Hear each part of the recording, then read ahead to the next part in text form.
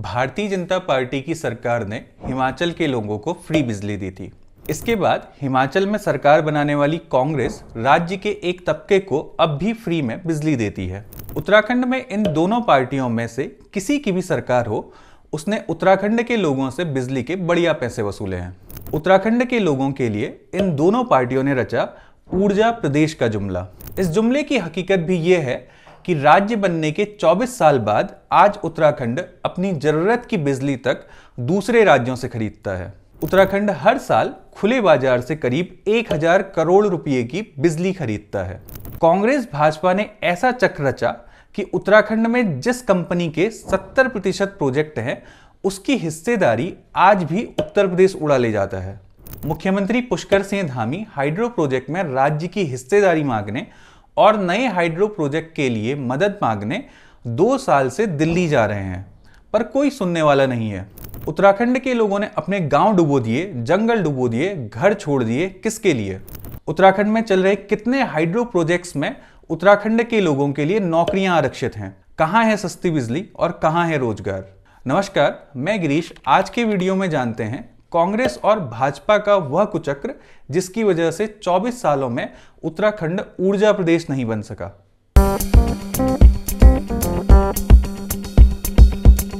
ऊर्जा प्रदेश का मतलब है बिजली का सरप्लस उत्पादन, यानी अपने लिए पर्याप्त बिजली के बाद बची हुई बिजली को बेचकर पैसा कमाना। राज्य आंदोलन के दौरान सड़कों पर कोदा झंगोरा खाएंगे, उत्तराखंड बनाएंगे का नारा लगता और बंद कमरों में सवाल पूछा जाता कि भाई राज्य तो बना लोगे पर चलाओगे कैसे? इस गंभीर सवाल के कई उत्तर दिए जाते, जिसमें एक उत्तर होता, हम इस राज्य को ऊर्जा प्रदेश बनाएंगे, अपनी नदियों के पानी से बिजली बनाएंगे और देश भर के राज्यों को बेचेंगे। उत्तराखंड में 25,000 मेगावाट बिजली उत्पादन के सपने देखे गए। पिछले 24 सालों में उत्तराखंड की अलग अलग नदी घाटियों में 100 से ज्यादा हाइड्रो प्रोजेक्ट पर बात की जा चुकी है।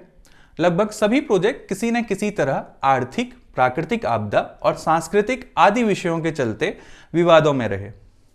रवि चोपड़ा कमेटी की रिपोर्ट के अनुसार उत्तराखंड में कुल 3624 मेगावाट बिजली उत्पादन क्षमता की 92 जल विद्युत परियोजनाएं चल रही हैं और सरकार का इरादा 450 हाइड्रो पावर प्लांट लगाने का है, जिनकी बिजली उत्पादन क्षमता लगभग 27,000 मेगावाट होगी।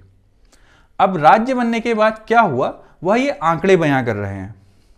उत्तराखंड सरकार 2011 से 2023 के बीच 141 मेगावाट बिजली का उत्पादन बढ़ा पाई है। पहले जो उत्पादन 5261 मेगा यूनिट था, वह बढ़कर सिर्फ 5433 मेगा यूनिट रहा, जबकि इस समय बिजली की मांग 10,571 मेगा यूनिट से बढ़कर 15,436 मेगा यूनिट हो चुकी है। आर्थिक सर्वेक्षण के इस आंकड़े को सामान्य भाषा में कहें तो उत्तराखंड को जितनी बिजली चाहिए उससे 3 गुना कम बिजली वह उत्पादित करता है। ऊर्जा प्रदेश के दावों की हकीकत कुछ इस तरह है कि इस साल मई महीने की एक रिपोर्ट के अनुसार प्रदेश में केंद्रीय पूल से मिल रही बिजली से भी डिमांड पूरी नहीं हो पा रही थी। खुद मुख्यमंत्री पुष्कर सिंह धामी प्रधानमंत्री नरेंद्र मोदी को चिट्ठी लिखकर बता चुके हैं कि उत्तराखंड हर साल खुले बाजार से करीब 1000 करोड़ रुपए की बिजली खरीदता है। हमारे पानी से हमारी जमीन पर बिजली बनती है, लेकिन हमें बिजली बाहर से खरीदनी पड़ती है। Tehri hydro development corporation India limited यानी THDC इंडिया लिमिटेड कंपनी के 70% प्रोजेक्ट उत्तराखंड में है, लेकिन इसमें 25% हिस्सेदारी उत्तर प्रदेश की है। 24 साल बाद भी उत्तराखंड अपनी हिस्सेदारी नहीं पा रहा है।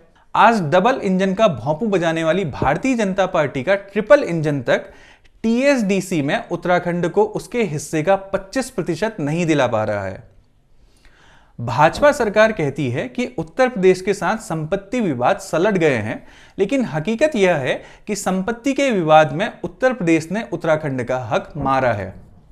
इस मामले में भी सुप्रीम कोर्ट ने उत्तराखंड के पक्ष में फैसला सुना दिया, लेकिन तब भी उत्तर प्रदेश सरकार हिस्सा देने को तैयार नहीं है। उत्तराखंड मूल के कहे जाने वाले उत्तर प्रदेश के मुख्यमंत्री इस मामले में उत्तराखंड का जायज हक मारने पर तुले हैं। मामला दोबारा सुप्रीम कोर्ट में है। अब ये भी जानिए कि प्रधानमंत्री और भाजपा केंद्र के कहे जाने वाले पुष्कर सिंह धामी उनके कितने चहेते हैं। टीएसडीसी के मुद्दे पर मुख्यमंत्री 2 साल पहले प्रधानमंत्री से कह चुके हैं, पर कोई सुनवाई नहीं हुई है। उत्तराखंड में 21 हाइड्रो प्रोजेक्ट चालू करने के लिए मुख्यमंत्री दिल्ली से कई बार गुजारिश लगा चुके हैं, पर दिल्ली है कि सुनती ही नहीं। 2000 मेगावाट से ज्यादा बिजली उत्पादन से जुड़ी फाइलों पर दिल्ली सरकार बैठी है, जो आने वाले कुछ सालों तक शायद ही खुले।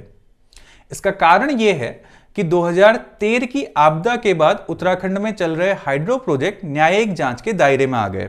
स्वतः संज्ञान लेते हुए सुप्रीम कोर्ट ने ऐसी सभी परियोजनाओं के आगे निर्माण पर रोक लगा दी थी। पिछले 12 सालों से कमजोर पैरवी और कमजोर इच्छा शक्ति की वजह से यह मामला सुप्रीम कोर्ट में लटक रहा है। केंद्र की ओर से किसी भी तरह की मदद न मिलने का परिणाम यह है कि राज्य में 25 मेगावाट से कम उत्पादन वाले छोटे हाइड्रो प्रोजेक्ट तक शुरू नहीं हो पा रहे हैं।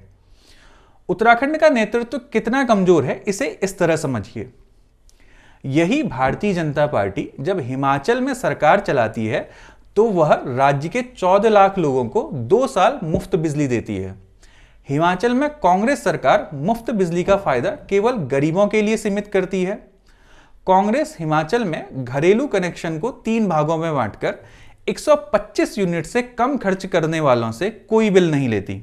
उत्तराखंड में घरेलू बिजली 3 रुपये 40 पैसा प्रति यूनिट से 7 रुपये के बीच में मिलती है। यही बिजली हिमाचल में 0 से 5 रुपया 20 पैसा प्रति यूनिट के बीच मिलती है। उत्तराखंड की भाजपा सरकार ने देश में लोकसभा चुनाव खत्म होने तक का इंतजार नहीं किया और उत्तराखंड में बिजली पर प्रति यूनिट के साथ फिक्स चार्ज भी बढ़ा दिया।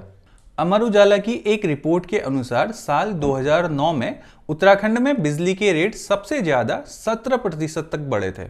साल 2017 में भारतीय जनता पार्टी के सरकार में आने के बाद कभी 5 तो कभी 4 तो कभी 6% हर साल बिजली के रेट बढ़े हैं। इस साल बढ़ोतरी में तो उत्तराखंड सरकार ने प्रति यूनिट का रेट बढ़ाने के साथ फिक्स चार्ज भी बढ़ा दिया।